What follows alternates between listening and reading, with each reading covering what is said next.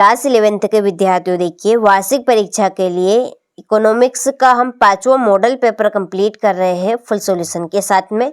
इसके पहले मैं आपको 4 मॉडल पेपर बता चुकी हूँ। यदि आपने नहीं देखे हैं तो आप चैनल पर जाकर देख सकते हैं। ये आपका 5वां है और एक और आपका लास्ट बचेगा 6ठा क्वेश्चन पेपर।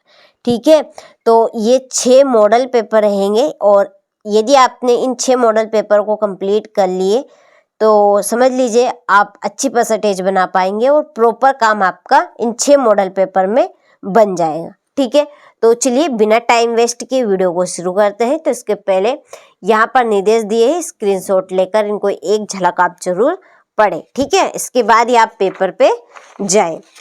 चलिए अब बढ़ते हैं प्रश्न की ओर। तो देखिए पहला प्रश्न है कि जब आप कोई ही नौकरी करते हैं तब आप कहलाते हैं। तो जब हम किसी के यहाँ पर नौकरी करते हैं तो हम क्या कहलाते हैं? कर्मचारी। ठीक है, क्या कहलाएंगे? कर्मचारी। क्या कहलाएंगे? कर्मचारी। दूसरा है दो चरों के बारंबारता वितरण को किस नाम से जानते हैं? तो द्विचर। ठीक है, द्विचर के नाम से जानते हैं। नई आर्थिक नीति आरंभ की गई तो 1991 में। ठीक है, थोड़े से आपको कम नजर आ रहे होंगे, थोड़ा सा अक्षर ही ऐसे हो गए हैं वो। ठीक है, तो थोड़ा सा आप एडजस्ट करें। मानव पूंजी निर्माण के स्रोत है उपरोक्त सभी। ठीक है, शिक्षा भी जरूरी है, स्वास्थ्य भी और प्रवसन। ठीक है, राष्ट्रीय ग्रामीण रोजगार गारंटी अधिनियम पारित किया गया। कब किया गया? 2005 में। कब? 2005।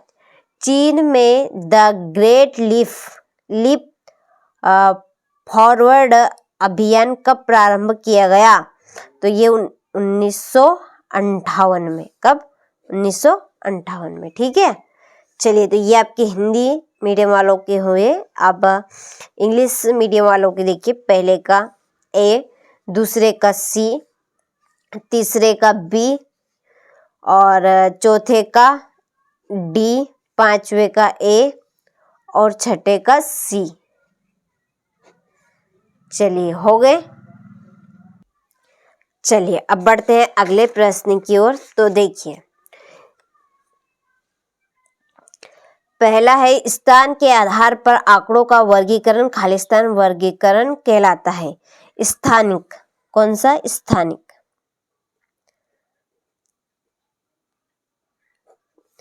माध्यिका उस चर का स्थितिक मान है जो वितरण को खालिस्तान भागों में बांट देता है। तो 2 भागों में। कितने भागों में? 2। ठीक है, खालिस्तान को आर्थिक बैरोमीटर के रूप में जाना जाता है। किसे? शेयर बाजार को।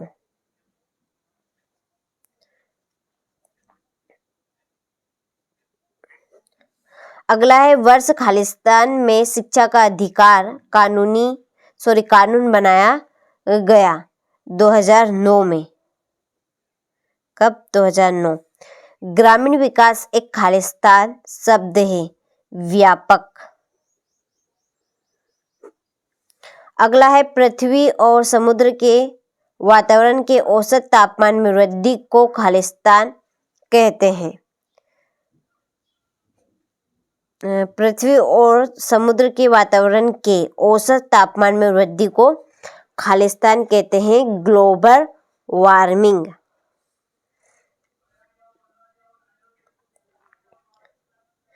ग्लोबल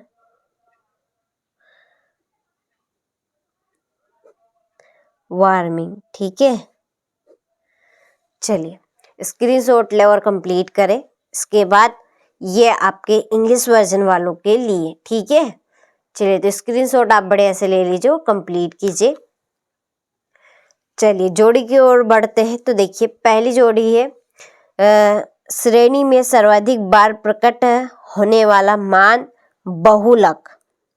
ठीक है, श्रेणी में सर्वाधिक यानी कि बार बार आने वाला मान हम क्या कहेंगे? बहुलक। जैसे कि 2, 5, 5, 6, 7, 5, 8, 5। यदि 5 बार बार आ रहा है श्रेणी में तो वो 5 क्या है, एक बहुलक है।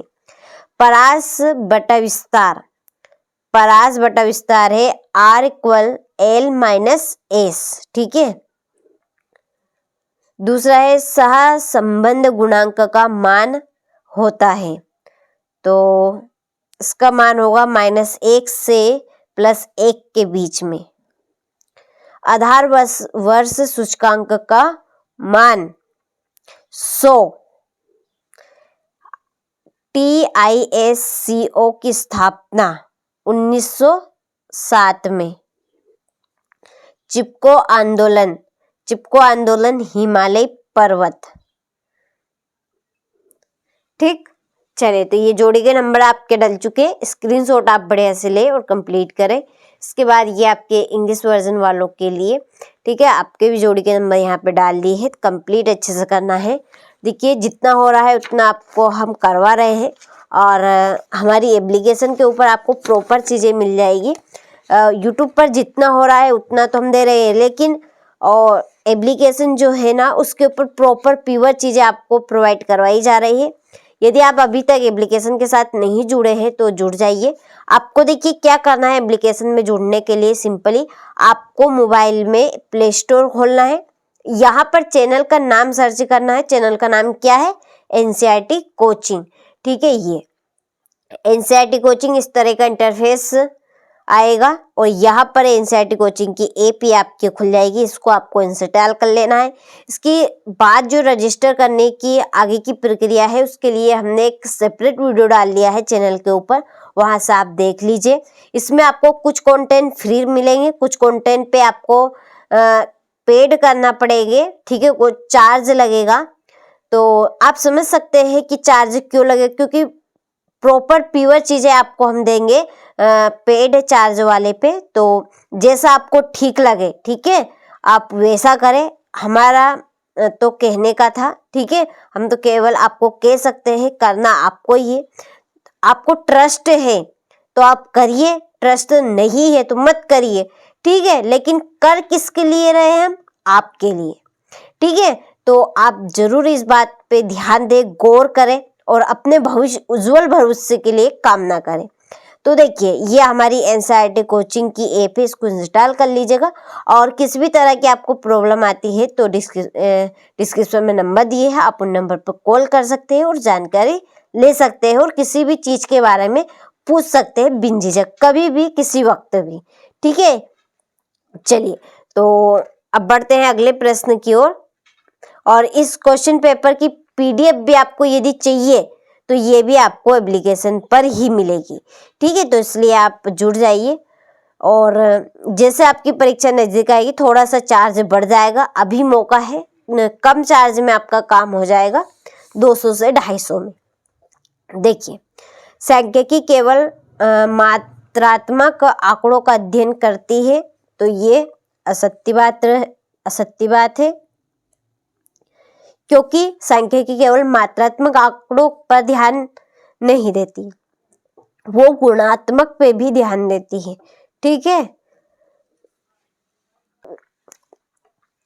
दूसरा है त्वरण को संचयी बारंबारता वक्र के नाम से भी जाना जाता है, तो ये सत्य है। तीसरा है शोधकर्ता द्वारा संग्रह किए गए आंकड़े द्वितीयक आंकड़े कहलाते हैं। तीसरा है शोधकर्ता द्वारा संग्रह किए गए आंकड़े द्वितीयक आंकड़े कहलाते हैं, तो ये असत्य है, ठीक है, क्योंकि प्राथमिक आंकड़े कहलाते हैं। कौन से, प्राथमिक, याद रखिएगा। चौथा है श्रृंखलाओं की तुलना के लिए मात्र औसत ही पर्याप्त नहीं है, तो ये है सत्य बात।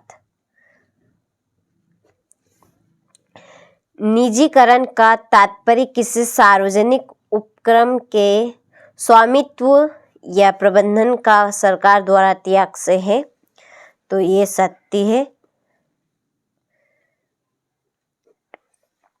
अगला है भारत का मानव विकास सूचकांक चीन की तुलना में बेहतर है, तो ये असत्य है। जनसंख्या वृद्धि ने पर्यावरण पर भारी दबाव डाला, ये सत्य है। ठीक, चलिए तो ये आपके सत्य सत्य हुए, स्क्रीनशॉट ले और कंप्लीट करें। ठीक है, चलिए ये आपके इंग्लिश वर्जन वालों के लिए 5वें प्रश्न में है, एक शब्द या एक वाक्य में उत्तर दीजिए। पहला है आपका कि चरम पदों की उपस्थिति में से कौन सा औसत सर्वाधिक प्रभावित होता है? तो समांतर माध्य।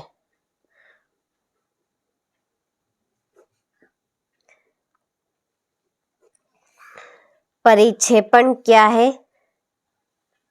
तो इसका आंसर हम बाद में देखेंगे। सहसंबंध के 2 प्रकार के नाम लिखिए, धनात्मक और ऋणात्मक।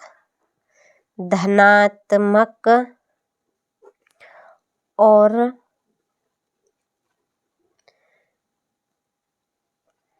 ऋणात्मक। मृदा अपरदन का मुख्य कारण क्या है? वनोन्मूलन।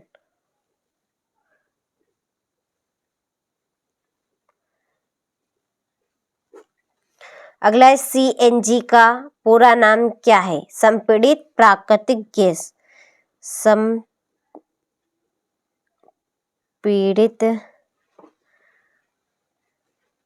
प्राकृतिक गैस।